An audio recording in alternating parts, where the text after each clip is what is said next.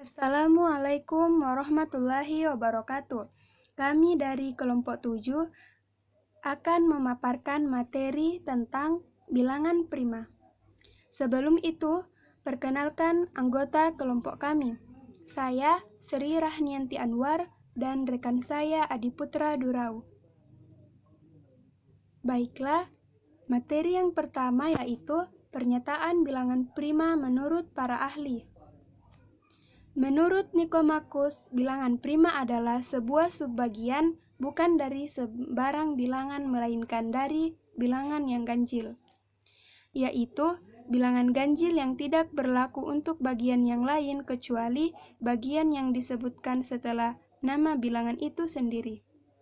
Sedangkan menurut Theon, bilangan prima adalah bilangan yang tidak dihasilkan oleh sebarang bilangan, melainkan oleh hanya satu satuan saja. Berdasarkan pernyataan tersebut, bilangan prima dapat didefinisikan sebagai berikut. Definisi 6.1. Bilangan bulat P lebih dari 1 disebut bilangan prima bila mana tidak ada pembagi D terhadap P yang memenuhi syarat, di mana D lebih besar dari 1 dan D lebih kecil dari P. Dengan kata lain, bilangan prima adalah bilangan asli yang lebih dari 1 yang faktor pembaginya adalah 1 dan bilangan itu sendiri. Sebuah bilangan bulat P lebih dari 1 yang bukan bilangan prima disebut bilangan komposit atau tersusun. Selanjutnya yaitu materi teorema bilangan prima. Definisi 6.2.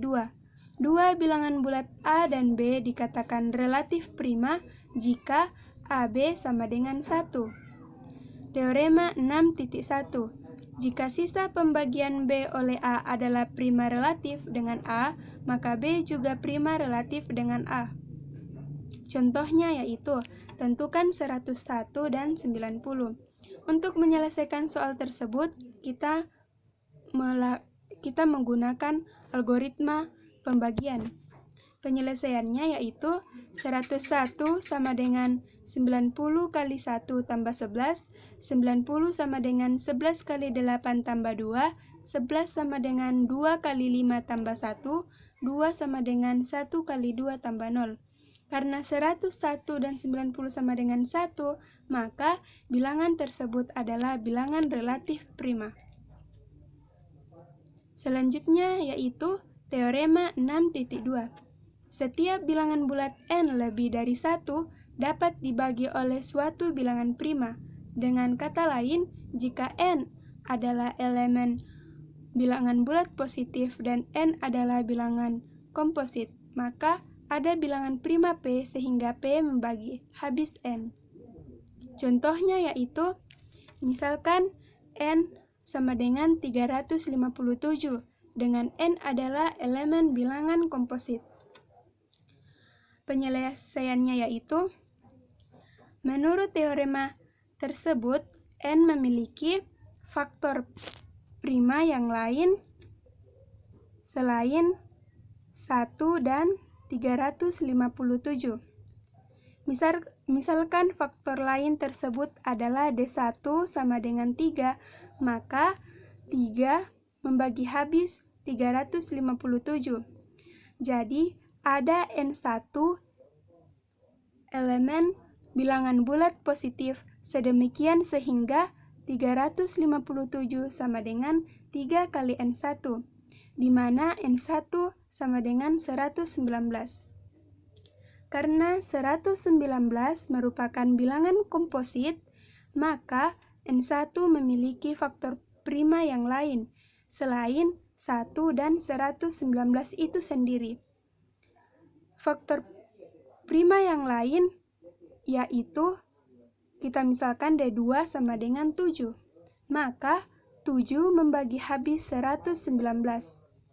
Jadi, ada N2 elemen bilangan positif sedemikian sehingga 119 sama dengan 7 kali N2, di mana N2 sama dengan 17. Karena N2 sama dengan 17 merupakan bilangan prima, maka menurut teorema tersebut ada bilangan prima P sedemikian sehingga P membagi habis 357, di mana P adalah 17, maka 17 membagi habis 357.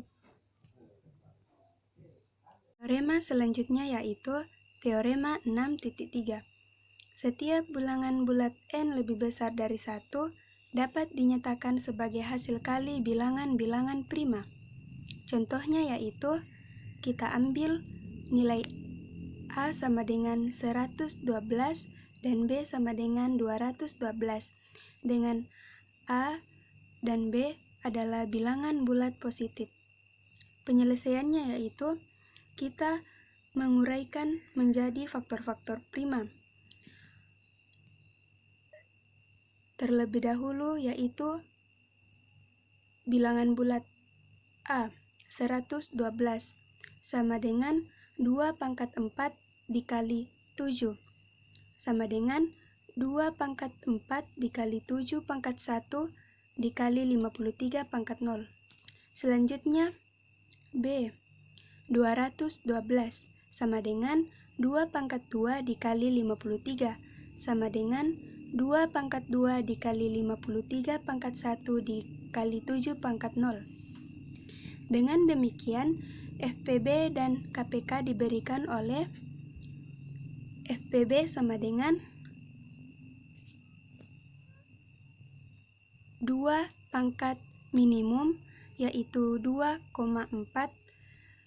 kali 7 pangkat minimum 0,1 kali 53 pangkat minimum 1,0 sama dengan 2 pangkat 2 dikali 7 pangkat 0 dikali 53 pangkat 0 sama dengan 4. Yang kedua yaitu KPK. 2 pangkat maksimum 2,4 dikali 7 pangkat maksimum 0,1 kali 53 maksimum pangkat 1,0 sama dengan 2 pangkat 4 dikali 7 pangkat 1 dikali 53 pangkat 1 sama dengan 5936. Mohon maaf sebelumnya karena ada salah penulisan.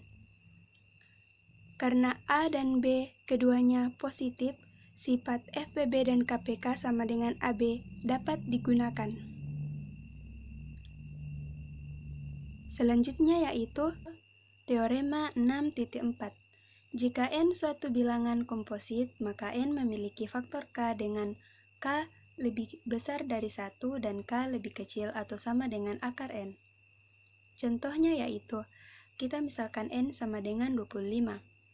Penyelesaiannya, jika n sama dengan 25, maka n memiliki faktor k yaitu 5, dengan 5 lebih besar dari 1 dan 5 lebih kecil atau sama dengan akar 25. Sekian dari saya. Video selanjutnya akan dipaparkan oleh rekan saya di part kedua. Assalamualaikum warahmatullahi wabarakatuh.